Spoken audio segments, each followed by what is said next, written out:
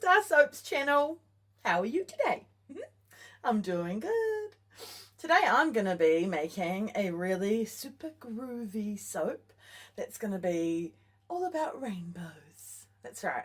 I'm focusing on doing a groovy rainbow star soap today, and it's kind of a nod to Pride and a little bit of a nod to all things magical, unicorn, rainbows. Yes! So it's going to be beautiful, and it's going to be fun, and I'll tell you what, the prep took me about 4 hours. That's right, so if that sounds a little familiar to you, and you've seen some of my other videos, then you might have watched the video where I was making soap dough and soap in the rainbow. Do you remember that? If not, I'll leave a link below to that video and you can go check it out and then come back and watch this one.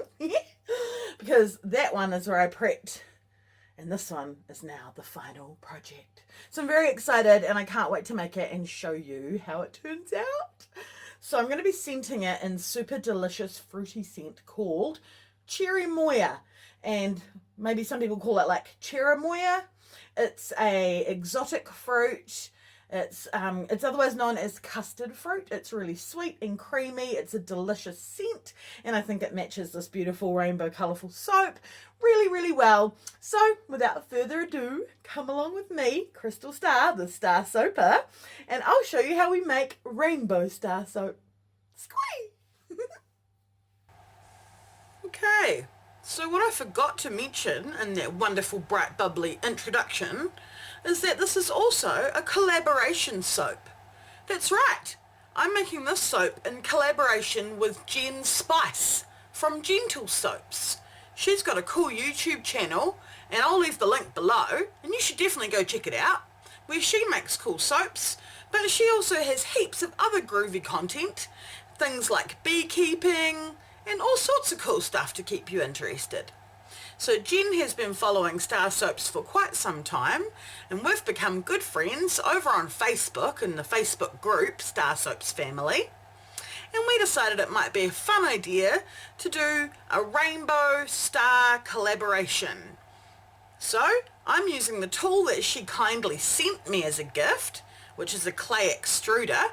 That's what I use to make the cool embeds that you're going to see going into the soap. And I can't wait to see how Jen's turns out. And we'll be posting our videos about the same time, so I'll be sure to leave a link to her video as well, so you can watch them both. So I've brought my oils and my lye to a very light trace, and now I'm going to add some titanium dioxide. I'm using Cherry Moya fragrance to create a really delicious fruity scent, and I really want my soap white, because I want it to provide a stark contrast to all the beautiful colours of the rainbow that are going in here. I really love this soap. It was very, very time consuming to make the embeds, and we're talking about 4 hours of work and a lot of upper body strength. I should probably get a whole bunch of these extruder tools and put my whole family to work. Alright guys, guess what we're doing tonight? We're going to extrude star logs. Because that's all I was doing. I was taking my soapy dough, and I'll leave a link below to that video if you want to learn how to make soapy dough. And I was rolling it out into smooth logs and then pushing it through the clay extruder to create many, many thin star logs that will go into the soap create the rainbow star soap. So everything's being mixed well now, and it really looks delicious and creamy, but it's very thin, as you can see, which is perfect. I don't want it to be too thick, but I also don't want it to be too thin. It needs to surround the embeds completely. We don't want any air pockets in our final soap. So I'm just getting the soap to how I want it to be consistency wise, and adding the scents that I want and making it smell nice and fruity. I really love this Cherry Moya fragrance. As long as I don't use it at its recommended usage rate, I use it slightly under that, then it doesn't discolour for me. So that's really good, because I don't want anything to mess with the beautiful colourful design that I have in mind for the soap. So that's why I thought Cherry Moya was a good choice. I'm topping it off with a little bit of this Misbehavin' fragrance that I got from Zen Designs. I really love their fragrances, and this one is very fruity. So I'm putting it in just to add some more of those light top notes and make this soap extra fruity, and believe me, it is. It smells so good curing in my soap broom.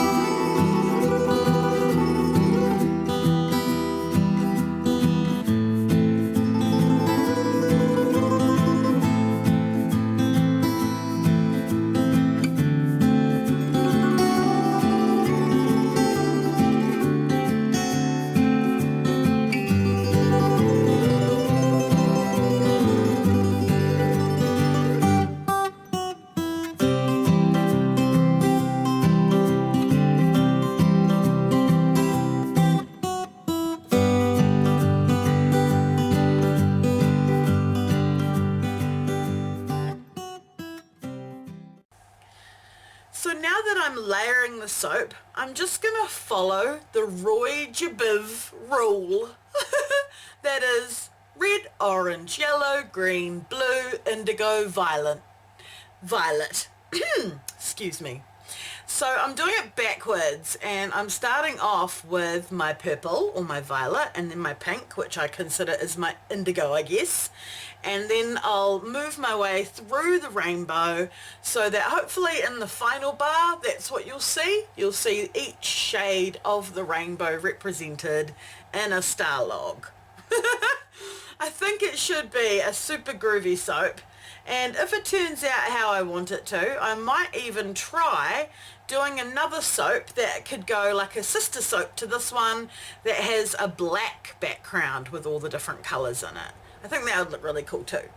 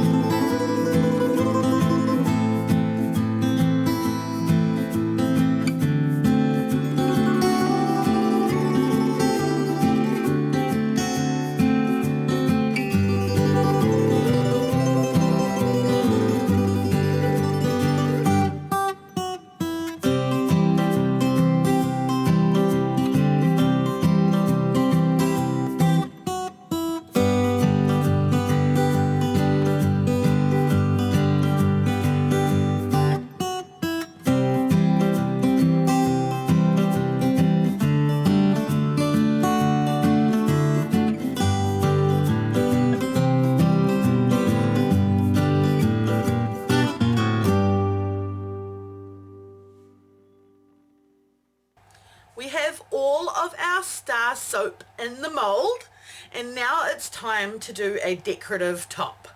What I've got here is each colour of the mica that was used to colour the logs mixed up just a little bit in each of these little trays, an ice cube tray, and I'm going to drip each colour with a pipette all over the top and swirl it all over the top of the soap to give it a beautiful rainbow swirly top as a lovely finish. Should be really nice and decorative. I'm really excited to see how Jen interprets this design versus how I have. I wonder if our soaps will be really much the same or if they will be very different. I can't wait to see. I'm just going through with a stainless steel chopstick and mixing every mica into the oil. I have tried to sort of pick exactly the same colours that you saw in the logs. However, I think in the future, the yellow logs, maybe I needed to use a different kind of mica or something. They weren't really dark enough and they kind of disappeared in the final design, which is kind of sad. So we've got some yellow mica, orange mica, my red mica, which is kind of a bit more pink really, but hey. A little bit of pink and a little bit of my purple berries mica. Then a little bit of my lovely azure blue mica. That looks really cool. I could just leave it like that. But you know me, I want to swirl it. And oh, I missed green. Got to put green in there as well. I've never really understood the colour wheel as much as I do since becoming a soap maker. And I'm really happy about it. I love that I'm always learning about which colours go well together. This swirl is really tricky. I already have a lot of colours on here and I don't want to muddy them up. I just want to sort of swirl them a little bit together. Just very gently. I'm not going for any kind of pattern or design except swirls. I always love how it looks when you swirl mica onto the top of soap, especially once it's cured. It sort of goes into the soap. It's kind of hard to describe. Creates sort of like an indented swirl and the mica is left behind, but the oil gets sort of pulled into the soap and saponified. It's really neat. It's a really cool effect and I love doing it. Even if you just drip it on there and don't swirl it, it looks really cool.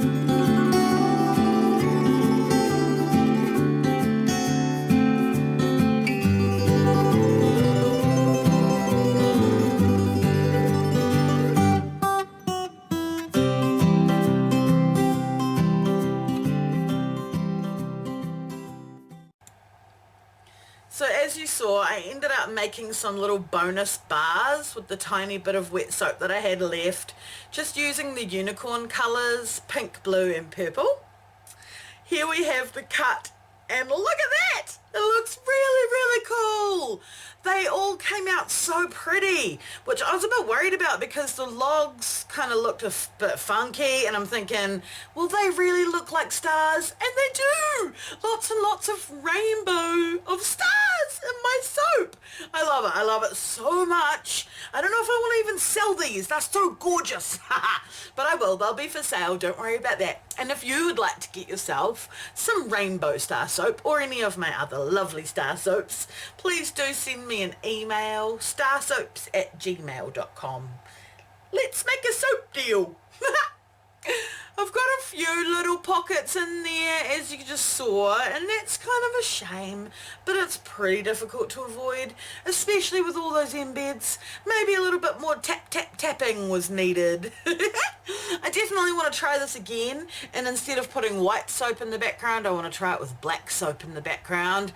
Obviously the light colours would stand out better against black, but I wonder what would happen to the dark colours. I'm excited to try it anyhow, and I've got enough star logs left. So keep an eye out for another rainbow star soap video coming to you in the future. This one, the nighttime version.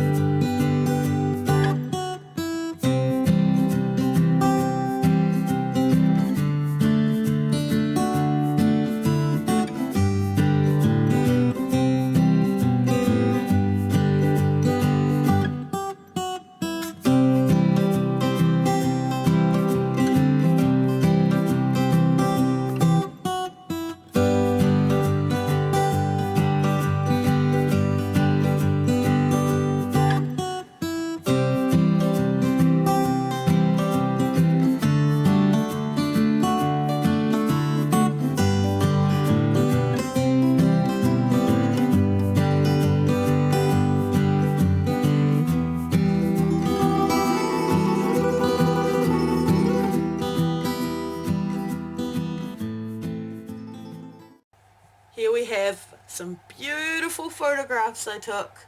I really love how the tops came out. I really love how the insides came out. All in all, I'm doing a happy dance over here in the StarrSoaps kitchen. So we've got a photo at night and then a photo during the day. And the same thing with like the whole lot of them. A photo at night. And then the next day it was beautiful and sunny, so I brought the camera out and took another photo so you can kind of see what it looks like. Then I got some photos of the little extra bonus bars when they were wet and then when they were set, so you could see what I was talking about, how that soap, it sort of gets indented and the soap kind of eats up the oil but leaves the mica behind. Well, I hope you enjoyed watching this video as much as I enjoyed bringing it to you. If you did, feel free to hit that subscribe button and become a member of the StarrSoaps family. And I'll see you guys next time.